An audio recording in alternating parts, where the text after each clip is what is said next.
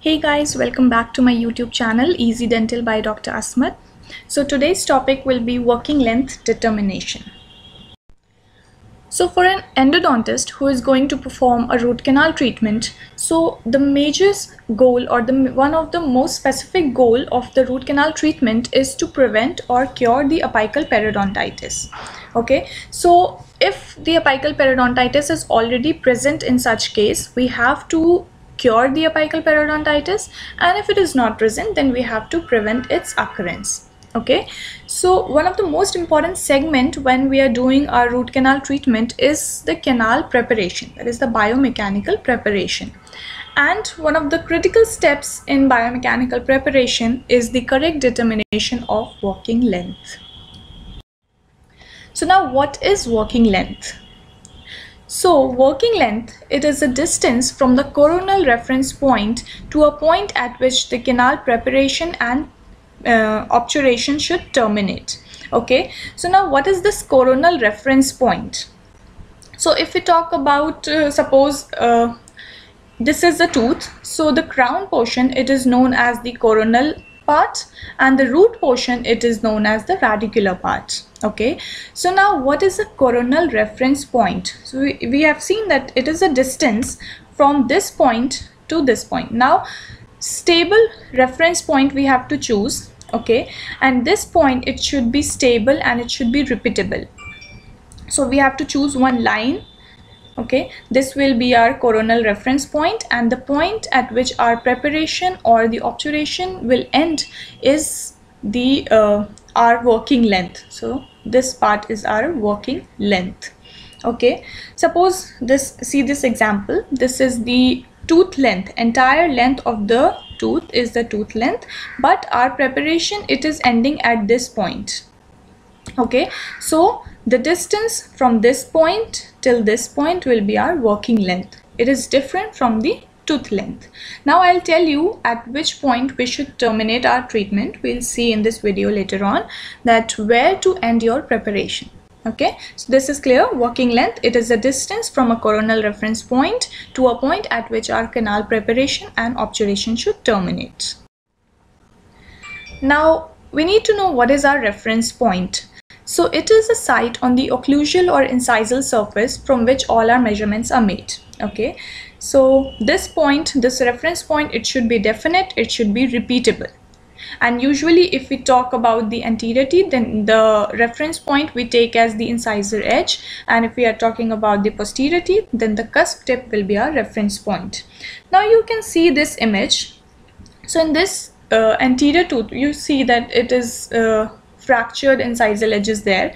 So this is wrong. This method is wrong, that we should not take our reference point like this. Okay, first we have to remove this incisal edge that is fractured. We have to flatten it. Okay, we have to remove any unsupported enamel first, then when this plain surface, then we'll take our reference point. So if we'll take this thing as our reference point, okay, what will happen that every time when we are taking our measurements, it will give a correct reading, but in this case the reading will be inaccurate.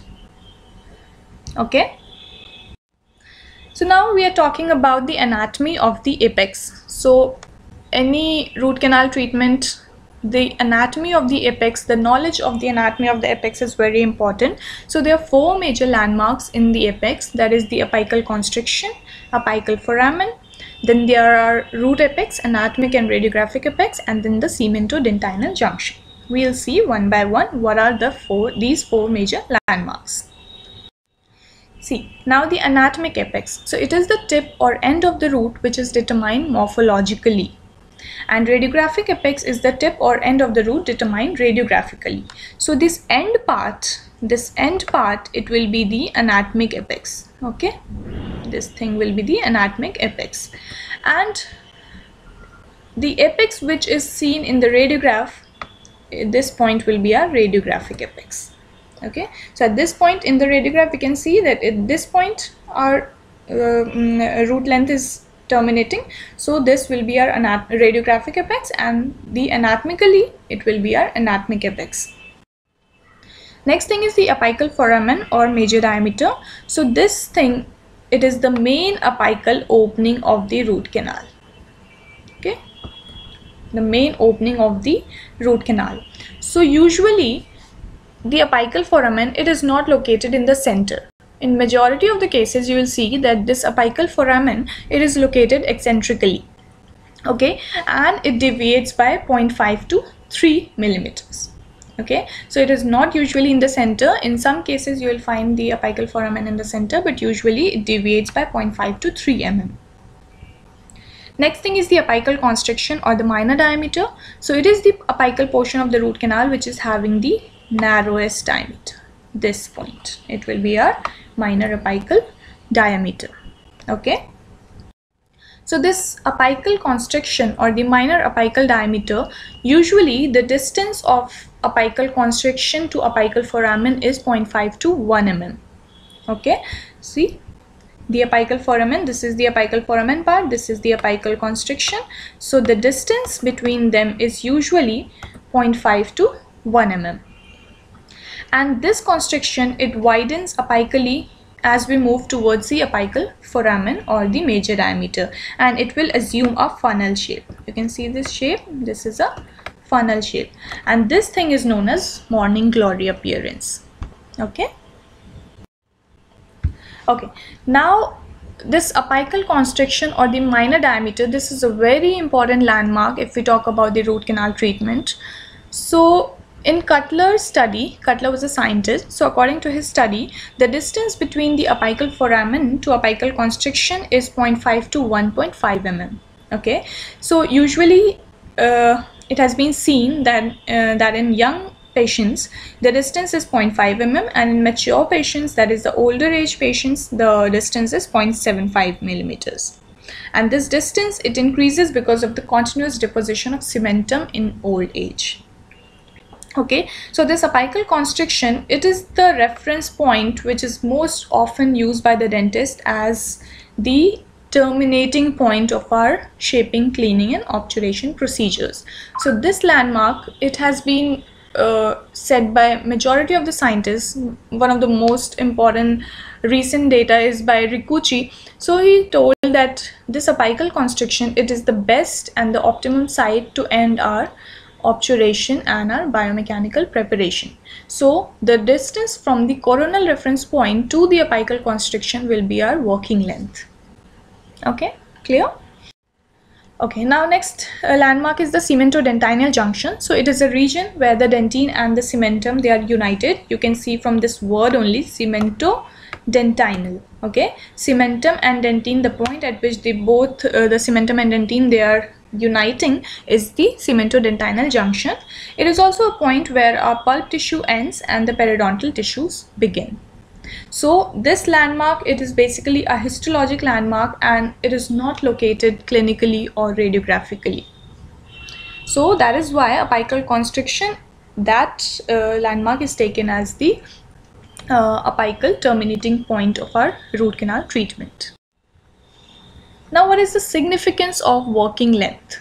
Okay, so this working length, it determines how far into the canal we should place our instruments. Okay, thus how deeply the tissues, debris and metabolites are removed. Okay, if you will choose a correct working length, okay, then you will be easily you will be able to remove all the debris, all the tissues, vital pulp tissues or the metabolites. Okay, you will be able to remove from the canal, and it limits the depth to which the canal filling may be placed. Okay, so it will determine at what point your obturation will terminate. Got it? Okay, now what will be the consequences if you overextend from the working length? Okay, so when you'll have an overextended working length, there can be chances of perforation through the apical constriction. Okay, there will be chances of overfilling of the root canal, which is undesirable. Okay, it will take a longer time to heal.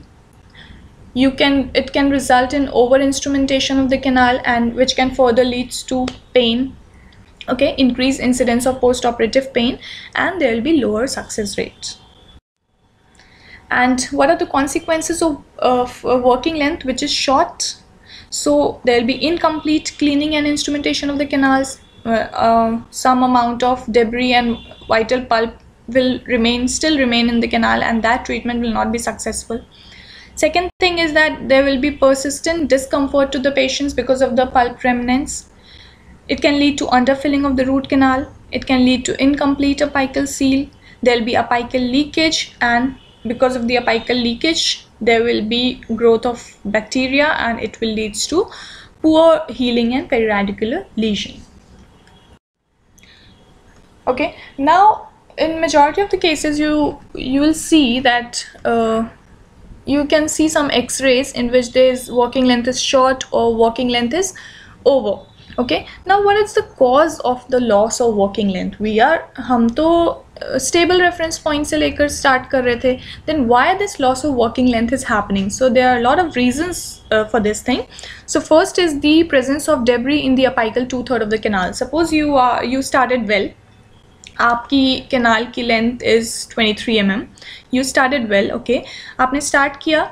Then suddenly when you will move to bigger files, then you'll see that अब working length short आ रही है, okay.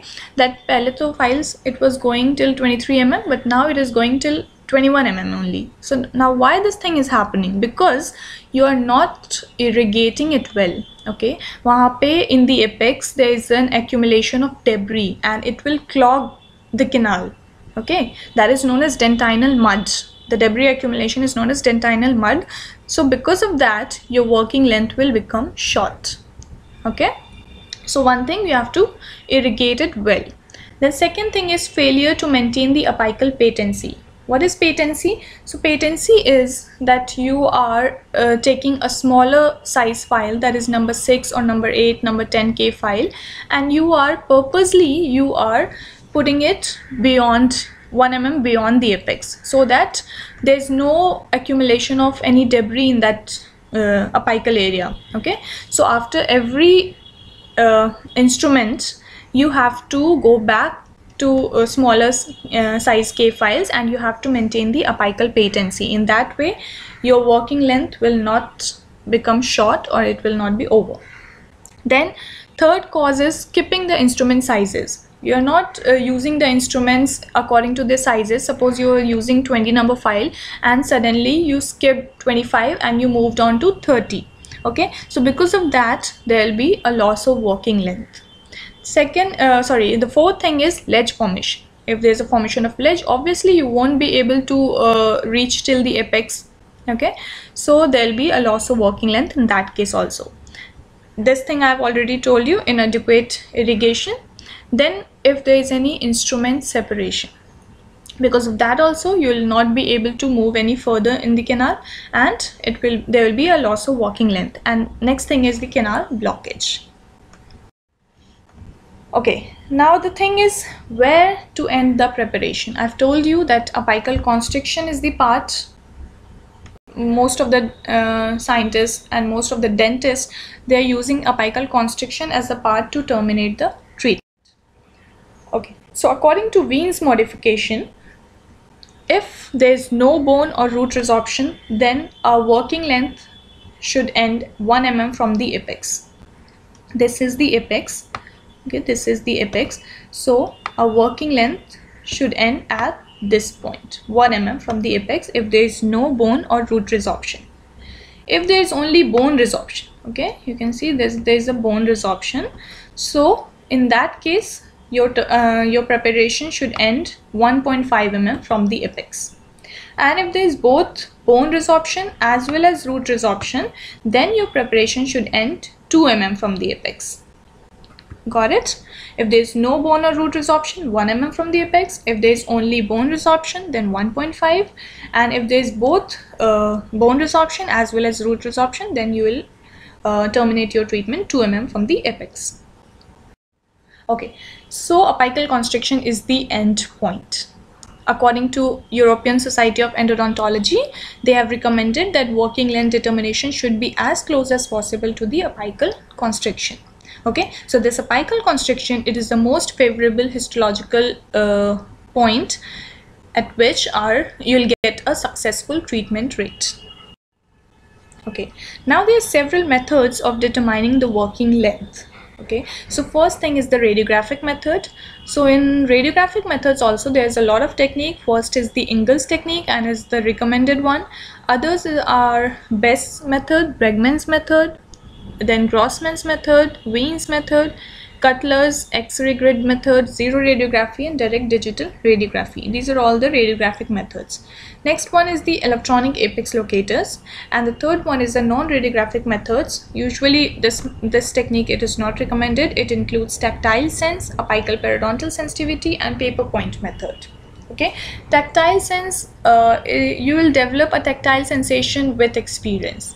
You will be able to locate, you will be able to feel that yeah, your apex has, your file has reached your apex. Okay, so it depends entirely upon the clinician's experience. Then next thing is the apical periodontal sensitivity. This is entirely, entirely depends on the patient's response, painful response to the patient. If you're exceeding your file beyond the apical foramen, then the patient will feel pain, and this he'll tell, yeah, now this thing is paining. Okay, so you can determine the length from that thing, but this thing is not recommended and it is not reliable also. And the third one is the paper point method. Suppose you are inserting a paper point. Okay, if you are inserting it beyond the apex, you will see that on the paper point there will be blood accumulation. Okay, so from that point you can measure that okay, at this point the bleeding has started, so you will terminate your treatment before that point only. But all these non-radiographic methods, they are usually not recommended. The best is the combination of radiographic and electronic apex methods. Okay, so now we'll discuss about the Ingle's radiographic technique. So in this technique, what we used to do is, first of all, we'll estimate the working length of the tooth by measuring the tooth from a stable reference point till its radiographic apex. Okay, so now when we have measured it, then we'll subtract 1 mm from this length.